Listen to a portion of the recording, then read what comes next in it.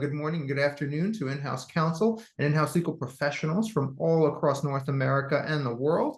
Welcome to In-House Connect. My name is Shai, Mehani. I'm the CEO and co-founder of In-House Connect. I'm thrilled to have you here with us today. Thank you for spending, I guess, your late lunchtime with us. And special thanks to our wonderful sponsor, Lawtrades, and our fantastic presenters today, Raad, Ahmed, Shezi Sardar, and Chris Lalan, who are going to teach us how legal teams can leverage ALSPs to scale and thrive. And I want to say hello to our audience. So we have Austin in the house. We have, I wonder if you were there, Jennifer, when we were in Austin. Minneapolis, we have Fort Worth, Texas, we have Pittsburgh, we have South Florida. I wish I was there right now. Chicago and Miami. All right, awesome. So this is our 31st webinar of the year, and I'm going to skip the poll because I want to get to the content faster. So first, some quick housekeeping announcements. That's too bad, Jennifer. All right, quick housekeeping announcements. At In-House Connect, we always want our audience to get involved in the program, and here's some guidance on how to do that.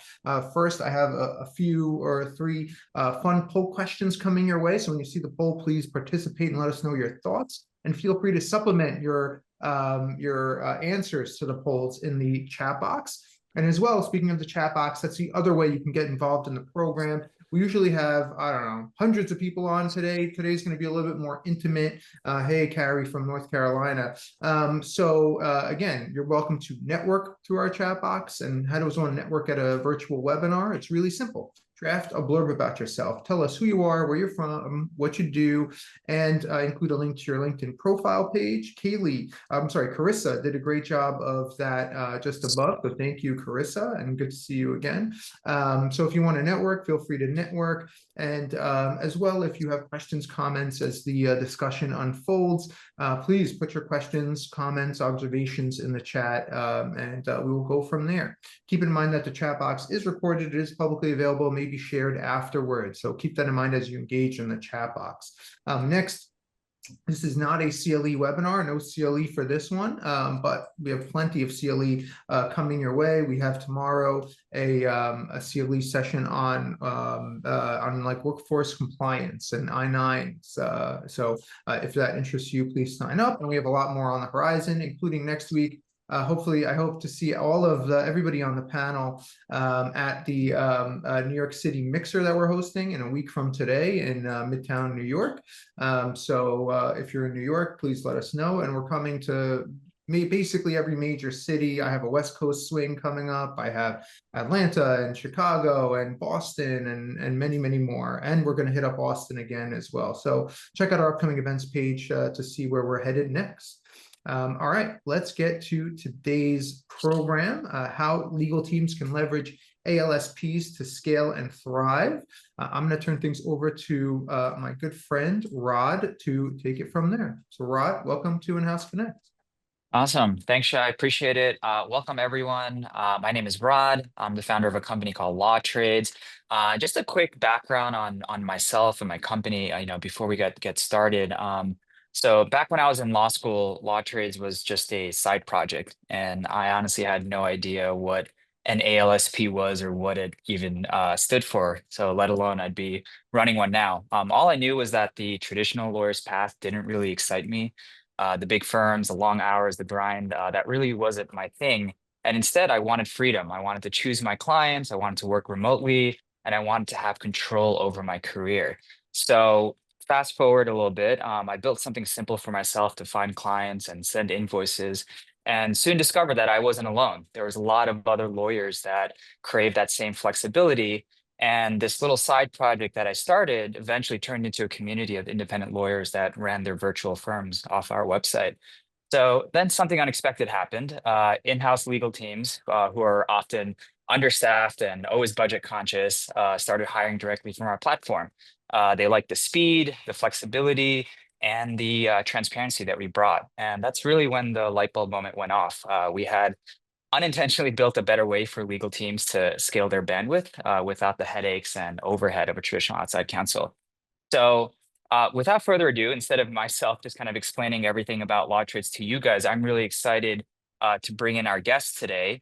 where you'll actually be able to hear from a real Lawtrades client and one of our talented freelancers on our platform on how to best leverage ALSPs. So my hope is that you'll leave with practical tips and ideas, no matter which ALSP you ultimately choose. So with that said, Chris and Shezi, welcome. Thank you guys so much for doing this.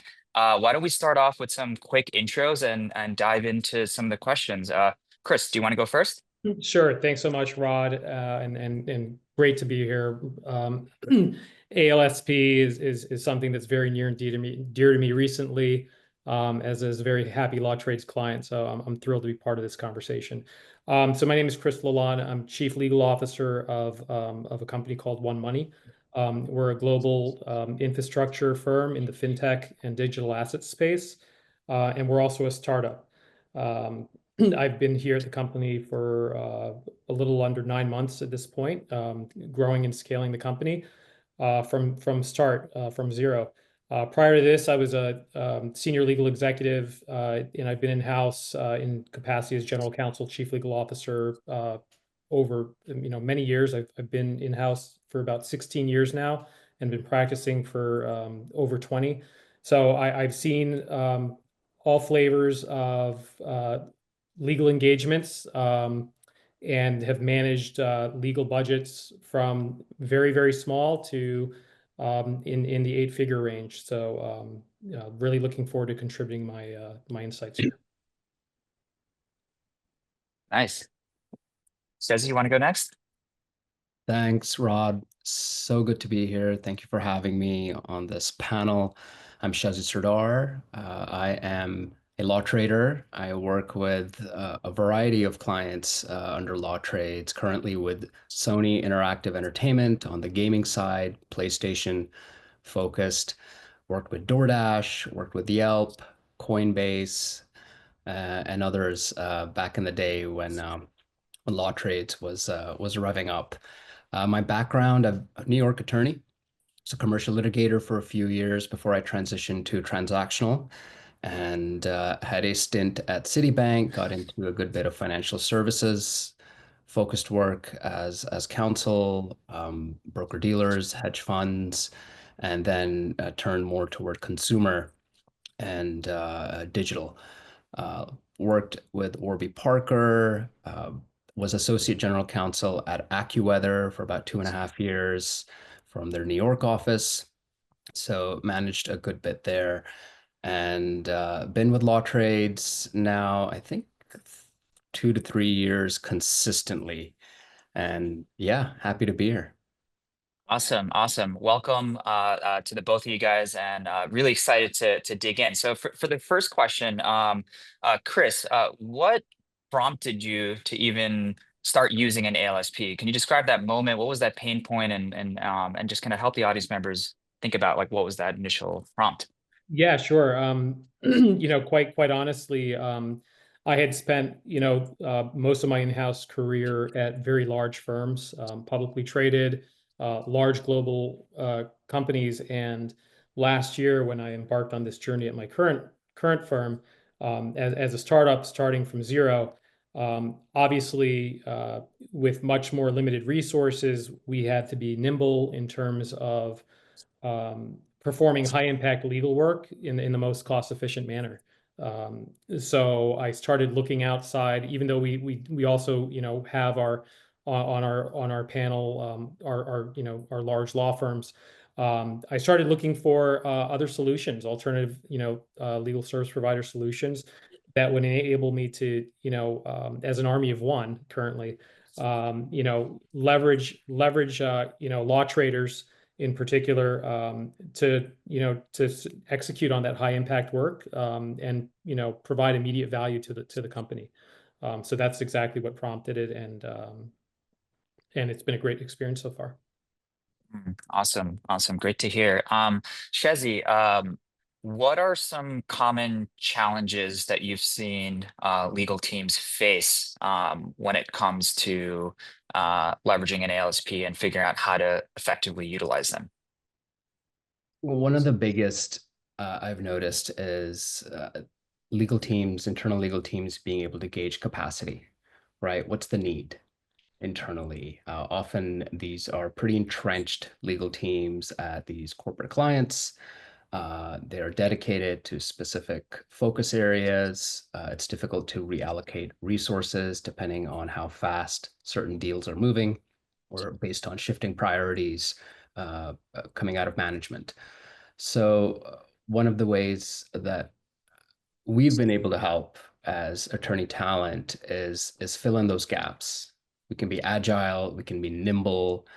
We're not a large law firm. I'm coming in and I can somewhat surgically doctor and work through a deal flow to ensure that results come out. So it's really a focus and an attention to what the deal flow looks like and what kind of expertise you may need from an attorney, and then reaching out to a company like Lawtrades and pulling in the right resources. Mm, yeah, that makes a lot of sense. And I think that level of nimbleness and flexibility is something we often hear from our user base that they really enjoy that experience. Chris, were there any specific ways that Lawtrades has helped your legal operations scale or streamline operations? Did it make your life easier or more effective in any way that you can share? Yeah, absolutely. And I think Shezi just he hit the nail on the head. I think for us, some of the common challenges we see just generally as in-house counsel, where I believe that alternative legal service providers can definitely provide a significant amount of value is those shifting priorities and those very those fast-paced matters that Shezi was kind of alluding to. I think that in a very general manner, or again, in general sense, I think some of the large law firms that at least in my personal experience that I've typically relied upon, can sometimes be a little bit slower, certainly way more costly, and somewhat hierarchical, particularly when you're trying to get a matter done in the most cost-efficient manner. And in some cases, you'll often speak to, at the large firms, you'll speak to a partner or two or three, and they're actually not the ones that are actually doing the work.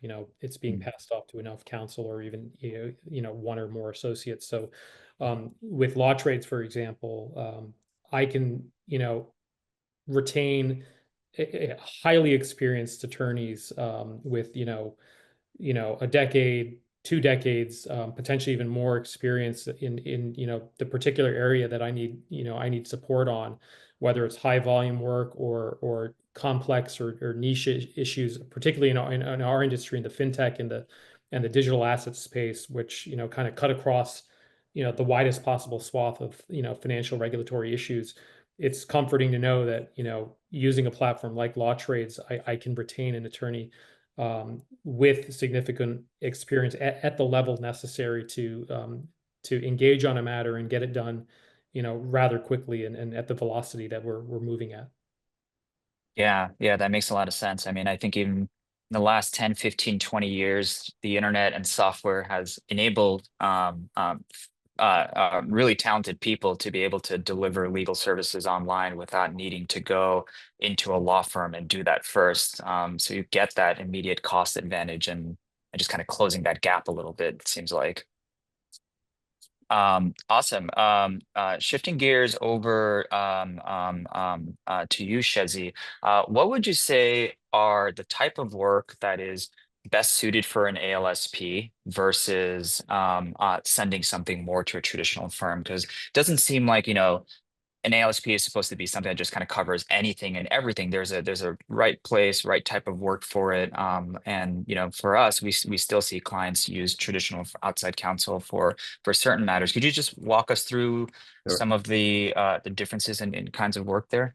Sure. I think Chris really captured it in terms of closing the gap, in terms of a little bit more of that focus and the shifting priorities of a company, right? And that's where law traders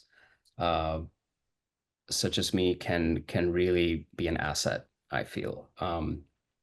What I've noticed, and I've worked directly with traditional law firms, even as a freelancer at these corporate clients, I'm often entrusted to negotiate or work and collaborate with large law. So what I've noticed is when it comes to fast-moving deals, when it comes to revenue-generating agreements, right, the bread and butter, redlining, negotiating, someone like me can be an asset. Again, nimble, agile, focused. Maybe it's a new product. Maybe it's a new piece of technology that the company is looking to launch, and I may just have that area of expertise in my wheelhouse. What I've noticed with traditional law or large law is they often tend to over-engineer some of these deal documents. It can get time-consuming, burdensome, right? It can stretch things out. They're looking to bill in a different manner and structure. What I have noticed is they tend to be a bit more beneficial for larger M&A type deals, supplementing us, right? Working through the itemized checklists of larger acquisitions and such, specialized regulatory issues, right? Maybe an attorney in-house may not have some specific or obscure banking regulatory expertise, and an outside counsel could be a big benefit. We've done that. Litigation, right? Certain contracts that have more sensitive regulatory matters that really should have a second set of eyes from an attorney that really focuses or sort of specializes in that from large law. So really as a supplementary aspect, I've seen it to be quite beneficial. But when it comes to core bread and butter, rev generating deals, we needed this yesterday. I haven't seen large law to be the best fit for that. Yeah, I think that makes a lot of sense. And as you were chatting, it looks like we got the second poll up. I was asking, how do you feel about your traditional law firms? And we'll get the results soon, but it seems like the answer of they're fine, just overpriced, is in the lead. So no surprise there. Chris, when you initially engaged, platform like Lawtrades, was there any initial concerns or hurdles that you experienced when you started, especially particularly to those in the audience that may not have ever engaged in ALSP before? What were some of the initial concerns and how did you overcome them?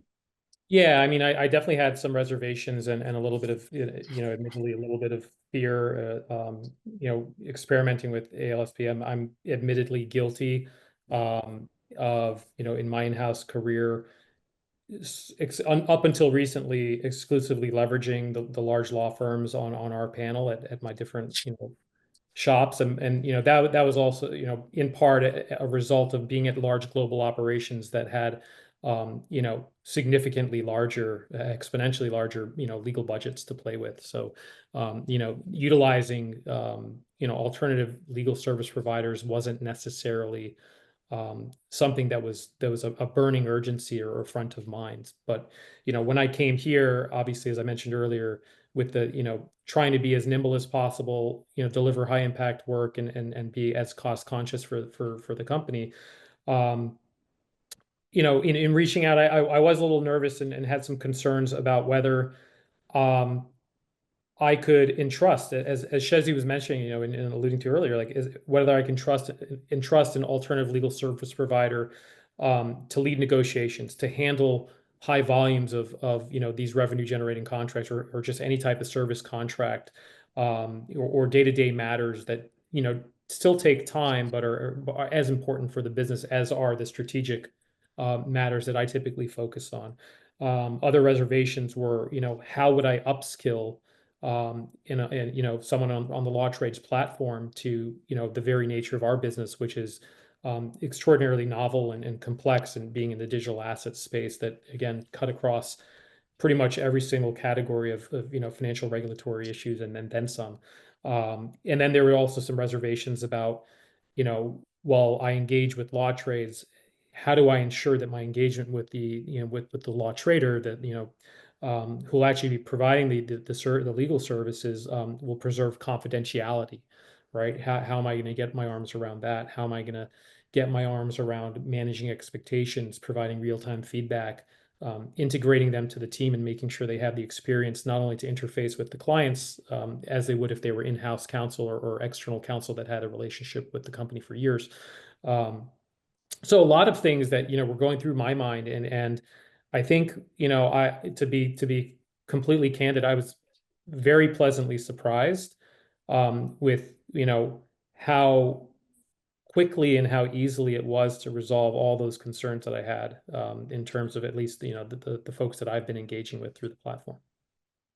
Nice, nice. Yeah, that makes a lot of sense. And Shezi, on a similar note, could you share any misconceptions that folks might have about using an ALSP that you may have come across, and how do you help clients get over that hump if this is their first time trying to engage an ALSP? I think Chris really captured that point as well. As concerns are understandable and valid, and I think it's up to us as attorneys on affiliated with an ALSP to really show our clients that we are capable and we're quick studies, that we are agile, that we can integrate into a company client's systems, their culture, their mission, and really be an asset. Like, what can I do to help you? Right? How can I really help boost and alleviate capacity and burden issues for you and your team, right? And I take that as a personal mission, right? And then fold that into my career. For me, I think one misconception I've seen is that we may not have the expertise or training, that we may not be as seasoned, uh, but many of us are. We are valid and fully practicing lawyers for years, some from large law, others with significant in-house experience and having honed in our skills and sort of know the lay of the land at how companies work internally. Some of us may have done much bigger deals than what we're even used to at some of our corporate clients, right? So really trusting that we have attorney judgment, we have effective communication skills, we have the expertise that you need, and we'll really show up. I think that is something that I've seen many to be pleasantly surprised about, and then becoming very comfortable and becoming champions and advocates for ALSPs. Yeah, and Rod, if Mm. I could just chime in there, I mean, Please. 100%. I mean, I've been so pleasantly surprised with the caliber of the talent that's on the platform. I mean, as Shezi mentioned, I mean, they're general counsel, with significant, years and amounts of experience substantively and technically that I've interacted with that have just wowed me in terms of the breadth of their experience, like the kind of work that they've done that could definitely fill gaps, when there is a need, and I think that just makes the conversation a lot, or it certainly alleviates the reservations that any in-house counsel or general counsel engaging in ALSP would have.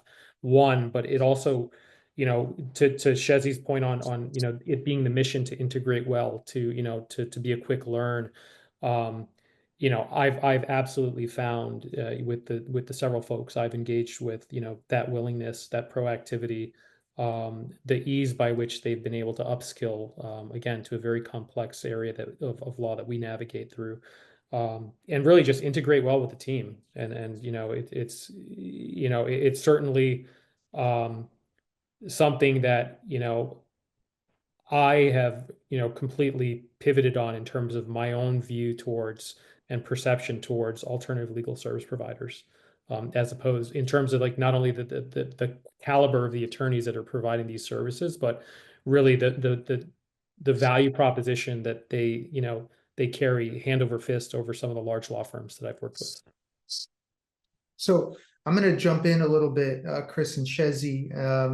We're going unscripted here. I mean, that's not like we really got a script word for word, but this is a little bit, not quite a curveball, but maybe a fastball. So, Chris, you said something really interesting before, which is you were surprised at how good Lawtrades was.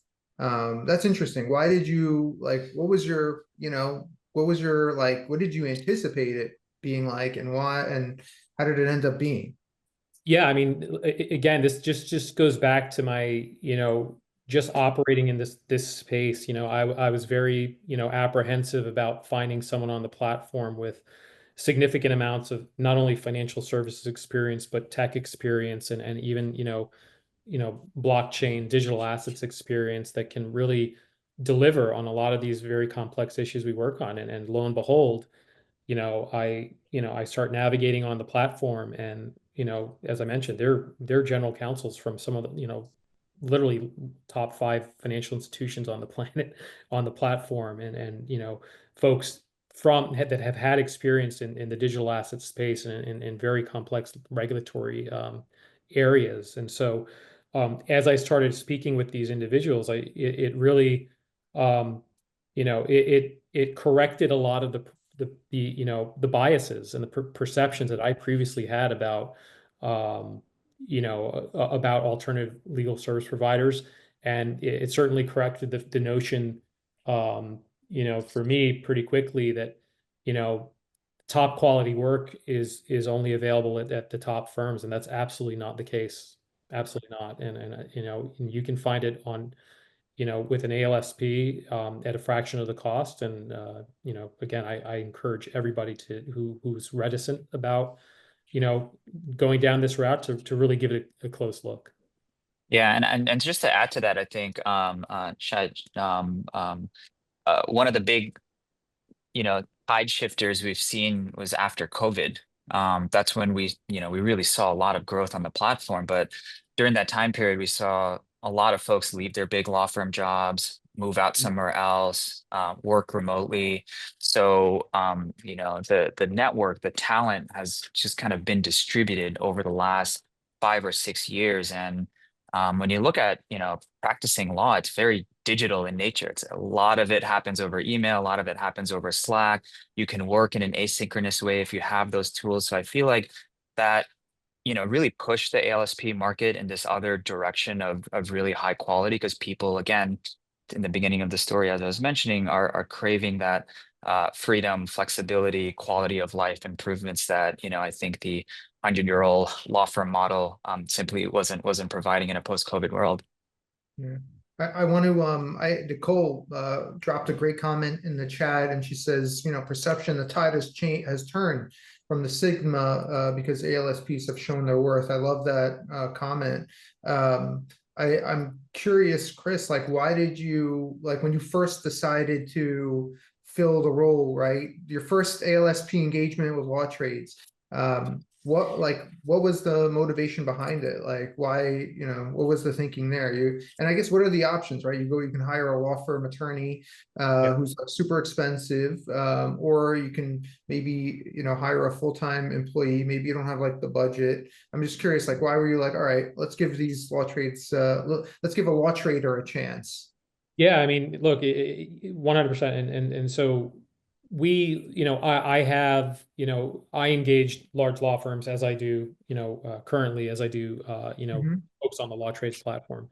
And in the first instance, and in several instances after, since then, in successfully working with folks on the Lawtrades platform, I think it really came down to a matter of having someone with, the technical background or the substantive background in this area that I was able to meet on the platform, that can get through a lot of the heavy work, in terms of internal policies and procedures that implicate a lot of the regulatory issues that, to help navigate through, lower value contracts that don't justify or warrant sending them off to an attorney that's going to charge you $1,300 an hour. So, after I met, my first law trader, and we really hit it off. I mean, it essentially sealed the deal for me in that, I have a trusted person that I can engage, that, not only everybody that, this person has worked with at the company just absolutely, thinks is the greatest and integrates well, treats the clients well, is very proactive. You resolve a lot of the sometimes, what I would characterize as sometimes headaches with some of the larger law firms in terms of, the responsiveness, the ability to integrate directly and interface with the client. In the startup world, the ability to just integrate onto our platform, right? And provide services, within our own suite of, or within our own systems, right? So integrating, a law trader into our systems in a secure instance, in a secure manner, just makes things even more efficient. So after going through that experience, it's proven to save us, literally tens of thousands of dollars. That's awesome. It's also probably way faster for you to onboard a law trader from like soup to nuts, right? Like from like finding, looking. Yeah, I mean, generally speaking, I mean, just as an aside, like some of the large law firms I've used, I've had relationships for years. So, I know where to go to, when to go to them, and to whom. But yeah, I mean, in terms of onboarding, certainly for us, that was, as I mentioned, that was one of my reservations. Like, how am I going to onboard someone to ensure that they're preserving confidentiality, that they're going to do the work that I can entrust with, and it was very easy. Again, back to Shezi's point on the willingness of these alternative legal service providers to engage and just upskill and learn and be part of a team. It's just been great because the real-time feedback, our periodic check-ins, the onboarding, their ability to learn the issues quickly has been a lot faster and quite frankly a lot more cost efficient than as if you have to send your entire suite of documentation and Right. Your to a playbook. law firm that's going to churn through and bill you at exorbitant rates just to get a junior associate up to speed to do the same level of work. I love it. I was so sorry. One more question, and then I will go back to the program. Shezi, I was a ALSP lawyer once upon a time, and I really liked that that I got to work in so many different places, and I thought that was an invaluable experience. Right? You said you were at Sony. I know you were previously at AccuWeather. Can you talk about like working at different legal departments and different industries and how that's like impacted you and your clients, right, through Lawtrades? Yeah, I think my experience and any set of experiences that's as diverse as what I've had has been uh, crucial and really beneficial to my ability to quickly navigate and adapt to a client today. At AccuWeather, I was in-house, fully employed, and I really sort of scaled in my learning and understanding of how a legal department is run, really, and what kind of legal issues, regulatory issues can impact a company, how it merges with a company's revenue goals, and really what the function of a lawyer really is internally at a company. And here at Lawtrades, having worked across sort of different verticals, I've had the benefit of being a bit of a commercial generalist, but at the same time, getting up to speed on specific practice areas. Some companies are more sensitive about privacy matters, depending on their business model. Some have more regulatory constraints or sensitivities. Again, having to tailor my mind or rewire my brain to each client is something that is it keeps things interesting, dynamic, and I can take those skills onto the next client and talk about it with context, right? I have that experience. So it's not just they're not empty words. They're backed by having done things at a company client and being able to address thorny issues and problems with creative solutions.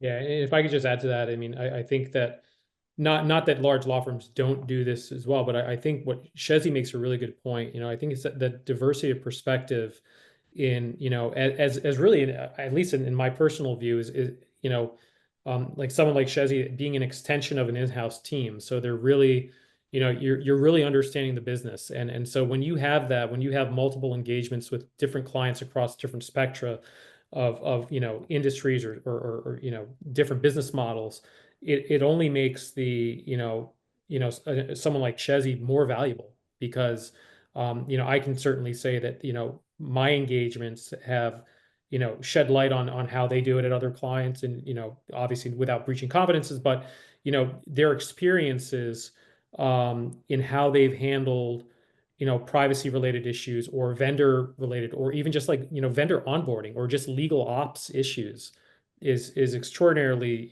valuable to, to someone, especially in our current stage in our life cycle as a startup, as we're building out these functions. So getting that diversity of perspective that, like Shezi might have is something that's, certainly welcome, and definitely, carries much more value than if you were to work with someone who's never been in-house before. So just to add that.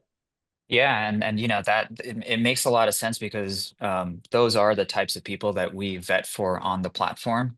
We let in about 1% of folks that create a profile and they go through an extensive screening process, and ultimately it's to get to finding talent that are business-minded lawyers that have been there, that know how to be nimble, that can move quickly, that can make good decisions on the fly. And to your point, Chris, the integration part is actually, and the onboarding and embedding part is something that we think a lot about as part of our matchmaking algorithm. I know there's an AI question here. We use AI on both sides of the platform, and happy to delve a little bit more into that as well. But we try to understand from our clients, like, what are their systems that they use. Do you use Slack, or do you prefer email? Do you use Ironclad or another CLM? Are you a Google Docs person, or are you a Notion person?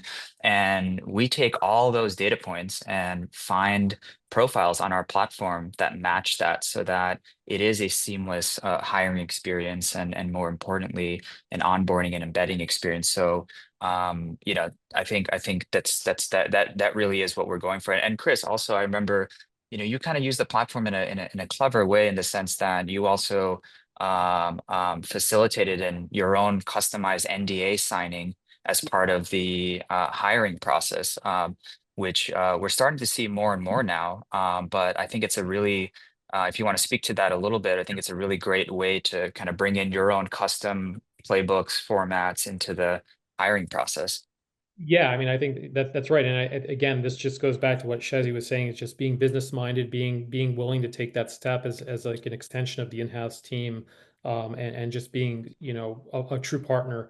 So what, one of my, as I mentioned earlier, one of my reservations was really that, how do we engage, these, an alternative legal service provider in a manner that, obviously, we're all attorneys. We're all bound by standards of professional conduct and ethical standards under the professional rules. But beyond that, for us dealing with proprietary technology and a lot of insight that we don't want out there in the world, our service providers have been more than willing to enter into our own versions of confidential information.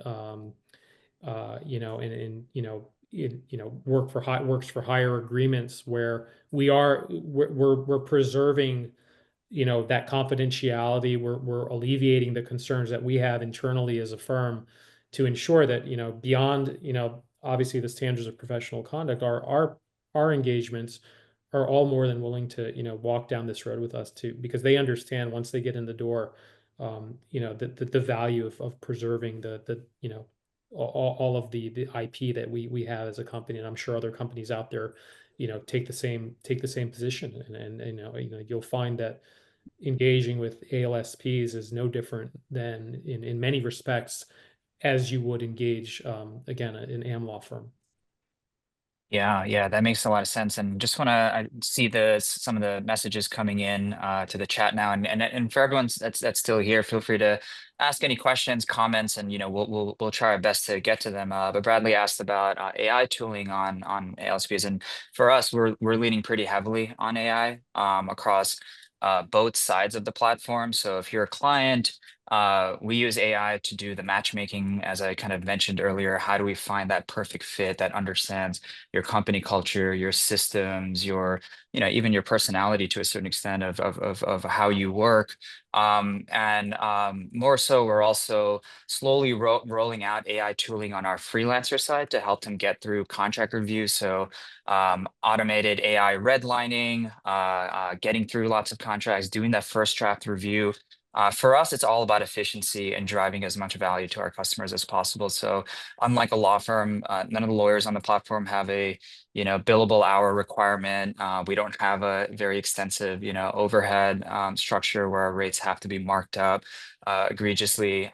We just care about efficiency, speed, and cost effectiveness, and AI is part of that piece of that puzzle to just kind of make things very efficient across both sides. And I see a comment from Nicole as well about making that career move and showing your flexibility and versatility by having an ALSP on your resume. Shezi, I know that you have Lawtrades in your resume and your experience. Do you want to speak to that a little bit about how that has potentially helped you just kind of like stand out and just overall from a career perspective, could you tell us a little bit more about your key learnings of being on Lawtrades and any sort of best practices that you might share to some folks in the group? Yeah. So I think having been able to work with the types of clients I have under Lawtrades is to me somewhat extraordinary. Like the type of clients, the quality of clients, the type of work I am exposed to, the industries that I'm exposed to, and some of the cutting edge legal issues that I get to deal with really keeps my career interesting. And I'm proud to be a law trader. I'm proud to put that on my resume and show people and talk about it if they're interested. And for me, as Chris said, is finding that quality talent, finding that one attorney that you can really connect with and click with and have them integrate into your company and onto your team is something that really resonates with me. It's something I take very seriously. And to me, I do feel like I'm an extension of my clients in some ways, or the in-house teams. And that really brings me to a specific point is really, really know your worth. Understand as an attorney coming onto this platform who you are, what you can offer, and don't be shy about it. Really, really kind of highlight what your experiences are, what your expertise is, and maybe what your interests are as well. What would you like to do? What would you like to grow in? Right? That kind of curiosity, that kind of eagerness to learn can go a long way, especially during the interview process, right? And for me, it's something that, I have it on my LinkedIn. I have Lawtrades. I have the type of clients that I've worked on, and I find it to be a real plus when it comes to conversation, when it comes to, again, highlighting um, uh, sort of the variety of clients that I've worked with. And in some ways, I also get a lot of questions about ALSPs through that. What's that like? What's that about? That's interesting. What's the changing landscape of law or the legal industry? And I can then become an ambassador in some ways, which is pretty cool. Nice. Yes. Love to hear that. And yeah, and I think to your point, I feel like on the platform, we do have a lot of cutting edge work and like cutting edge types of project that is in demand right now. So I feel like there's always this this upskilling that's naturally taking place on Lawtrades because we have such a pulse on the market and where it's going. So yeah, I mean, it seems like that's something that you've incorporated in as well in terms of upskilling yourself based on market trends and demands. That's right. And again, that goes into branding, right? We're these individual lawyers on Lawtrades, on the platform. So really knowing how to distinguish yourself, how to stand out becomes key, right? Yeah. Many of us have that corporate experience, or we could be commercial counsel or senior commercial counsel, let's say, or GCs and are generalist, perhaps. But then what specific industries or sectors do we have a focus in? What's our perspective on it? Sometimes even writing a thought piece, a thought leadership piece, and getting that out can be beneficial, or a new way of thinking about an established legal issue or a specific way of working within an organization that can stand out. Leverage that. Building relationships to me is key. And honestly, as far as Lawtrades is concerned, me personally, I've found a lot of success just during the interview process, right? If one of us is given the chance to be interviewed, really uh, honing in on that conversation, knowing the client, knowing the person you're going to be talking to, the interviewer, being relatable, being conversational, and really emphasizing that you can be an asset to the team. I think that interview process could be a make or break. Nice, nice. And Chris, as we begin to kind of wrap up here, are there any best practices or key learnings that you would share with the group now that you have used an ALSP before? Folks that are kind of considering, any key takeaways is worth mentioning here? Yeah, I mean, I think fundamentally, the first thing I would say is that if you are interested in using an ALSP, learn, continue to educate yourself more about it and really know why you would be wanting to use an alternative legal service provider and how you're going to, use them. Definitely going in prepared by, ensuring that you know exactly how you're going to onboard them, how you're going to manage expectations, manage performance, how you're going to manage, the feedback, how you're going to integrate them into your, into the company, or into the legal team if you're not, inclined to, directly have them interface with business folks. These are all like very, very simple, very easy things that folks can do to best prepare themselves for an engagement. But from a broader, more strategic perspective, just in terms of a legal department, I would just say, don't be afraid to try, alternative legal service providers. If you're a GC, if you're a CLO, if you're a small legal department, I think it's quite obvious that the role of in-house counsel is changing. It's been changing for many years now. We're not only expected to be more integrated into the business as strategic business partners and deliver value, but we're asked to do more with less. So a quick win, if you can align yourself with the right partner, is utilizing alternative legal services providers and knowing when, and having the good judgment of knowing when to use them as opposed to your standing panel of large law firms. But I think it's just one more arrow in the quiver to demonstrate value to your CEO, to your CFO, to the business, and again, not only be cost efficient but also deliver that that value when it's most needed. So that's kind of what I would leave folks with. Mhm. Awesome. I'm gonna jump in one more time, unless Raad, you want, are there any other No, questions? please go for it, Chai.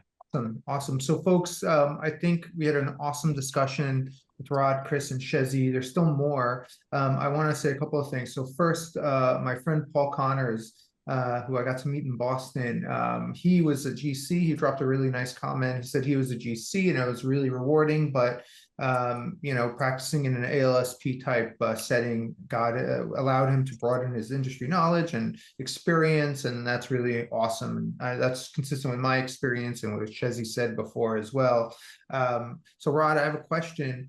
What are the best, or what do you think are the best engagements for like an ALSP provider? Are there any are there like clear, like, if you have this problem, we're perfect for you, or, like, talk about that. Yeah, I would definitely say, if you're an in-house leader or you're a GC and you just feel like you're slammed, and you have, room for overflow work, whether that's commercial contracts, a lot of transactional work. If someone from your team is going on leave for a couple of months, like a mat leave, or you simply don't have the budget to bring on somebody full time, or it might not make sense to bring on somebody full time because the work spikes up at the end of the quarter and then kind of comes back down. That really is the sweet spot for using an ALSP, is really leaning in on our flexibility. We don't have any crazy minimums or like requirements, or you have to spend X amount of money and or sign like any long-term contracts or retainers. It really is a pay-as-you-go model. We do offer like discount pricing if you buy like a bulk of hours, but it really democratizes the ability for companies to tap into really great talent and not let cost be a barrier for that. So I would say, take that time to just kind of take a step back and just look at like, do like a time audit, like where am I spending most of my time and what could be outsourced to a really smart person that can handle this, so that I can focus on more of the strategic stuff. And ultimately, I think leaders want to do that. Like you should be honed in on the strategic work. You should be, working closely with your CEO and figuring out like, what does the next 3 months, 6 months, what's the strategy of the company from a legal perspective. But if you're bogged down by NDAs, by, MSA agreements, by vendor, that's all important. It's good, but like, there are really great folks out there that can handle that for you and deliver really great quality. So I would say just, think about it from that sort of perspective of like, what could you get off your plate, and so you could focus on more strategic stuff, and then think about an ALSP then. Definitely. Shezi, question for you. You had mentioned before marketing yourself. I think you said, can you talk about that? Like, what does that mean? Like, how do you market yourself? And I feel like maybe after this, we'll talk about just how the selection process goes, like how does it work, and what it looks like. But curious, Shezi, what you mean by like how to market yourself better. Yeah, so I think there are numerous ways. I think definitely make use of social media, right? Set up an account where you can talk about and share your perspective on a variety of legal issues. If you want to be known for something, right, in the legal industry, you can cultivate that. It's a little out of the box. I know many lawyers typically don't do that, but it can be a great way to stand out from an army of lawyers, right, that ultimately are probably competing for the same gig. So LinkedIn, who's not on there from our industry? We all are, and we all use it. So what I've noticed, and Shai, you do a really good job of this. You're in-house, but you have a very strong brand. I've known In-House Connect for like 5-6 years now. And when you were first starting this initiative, this venture, and it's grown tremendously. So being a bit bold, having a little bit of courage, and putting yourself out there in terms of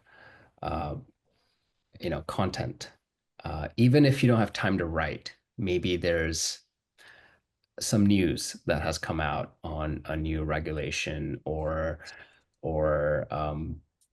a shift in the industry. Maybe you can capitalize on that maybe you can add in your 2 cents and put that out there, and bring it back to sort of what your professional brand is. So I think these little sort of initiatives are important on an individual level, and being able to leverage that as talking points during an interview, they can go a long way. Love it. And Carissa's loves your advice, and she's gonna, make a change. We're gonna see a lot more content from Carissa tomorrow on LinkedIn. I think, getting to work at different companies and doing different things, there's a lot of fodder for some good LinkedIn content without betraying confidences. So I love that, and thank you for the kind words. So Raad, we'll kick it to you. I'm just curious what like the process looks like. From you get in, like a client comes to you with like, hey, I need XYZ, how does it work? You said there was an AI tool. Like, can you describe that process? Yeah, for sure. There's really, two ways you can use Lawtrades. We have a self-serve model where you can go to lawtrades.com. You can basically write a prompt of like the type of person you're looking to hire, and our AI will actually fill out the entire job description, talent type, various questions, basically in one shot. And you can confirm your budget, so we're flexible there. You can give a range. And you basically post your position on our platform. And after you do that, we have an algorithm that will surface the right candidates to you based on your practice area, based on your industry, based on your systems, your toolings, even down to the time zone that you prefer to work in, as well as how many hours per week. And we curate a good group of talent profiles for you that you can essentially, with 2 or 3 clicks, schedule an interview with, chat with them, and decide on who you want to work with. And then with one button, you can click hire, and we start the hiring and onboarding process. So all of our rates are transparent. They're listed on the profiles. We have a fast track MSA that you can sign, and pretty much within that same day, we've seen some clients post the job at 9 a.m. and by 11 a.m. they're already working with that LawTrader on Slack. So we try to really just focus on speed and efficiency there. But if you also prefer the old school way, you can hit us up at sales@lawtrades.com, or fill out contact us form, and we're happy to provide you with a demo. So yeah, 2 ways. Awesome. All right. That's really cool. I love the speed and efficiency. I was an ALSP lawyer once upon a time. I loved it.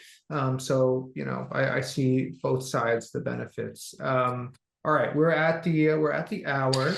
So we'll wrap up here. We'll do closing remarks, and I'll save Raad for the last. So how about this, Chris? You want to give a little closing remark? Any advice or final thoughts for our audience?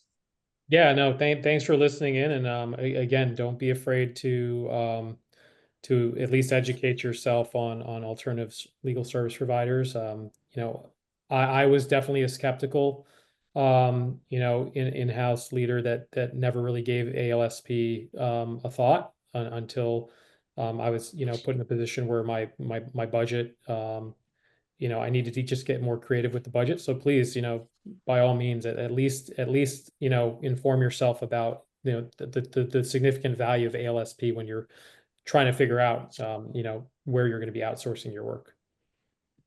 Awesome. Shezi, any final remarks? No, as Chris said, it's don't be a skeptic for sure. I think ALSPs are really something that should be evaluated for your team as GC or in-house counsel. We're here. We can be a resource. We're nimble. Most certainly, more cost effective than large law, and I can attest to that just in terms of client satisfaction, based on the number of years that I've been with Lawtrades. So definitely keep an open mind, and you may be surprised. I want to add before, and I think like, law traders or ALSPers are also, they work much better with your existing team, right? It's not like a law firm lawyer who's billing tons of, who's like got a bill by the every intense of an hour. This is like a person who can come be like just an extension of your legal team. I loved my time as an ALSP lawyer. I made a lot of friends at the various places I worked, and I really enjoyed that part. Aside from providing tremendous cost benefit and quality legal, it was also good just from a camaraderie perspective. And I think that is something, that's easily overlooked, besides for dollars and cents. Raad, over to you for the final thought of the day. Yeah. So yeah, thanks everyone for coming. Like I'll say, I think there is an offer for In-House Connect members to get 10 free hours off your first hire. So you can imagine you can use that towards onboarding and just kind of getting that collaboration process down on us. No strings attached there. And I'll just say, even if you don't have an immediate hiring need right now, it's always good to just like get on each other's radar and just learn about the platform for when that time does come. So feel free to reach out to me directly. I'm on LinkedIn. You can shoot me an email, rod@lawtrades.com. Very hands-on CEO. I love talking to our users and customers, and you'll probably see me at a bunch of In-House Connect events as well. So yeah, don't be a stranger. Just say hello. But yeah, really appreciate everyone's time. And thanks for being here. Awesome. Yeah. Next week, we're all going to be in New York City. So plenty of time to make a plane ticket, get a hotel reservation if you need to. Yes. We'll see you, hopefully, all of you next week. All right. We're going to wrap up here. Thanks, Raad, Chris, and Shezi for a great session.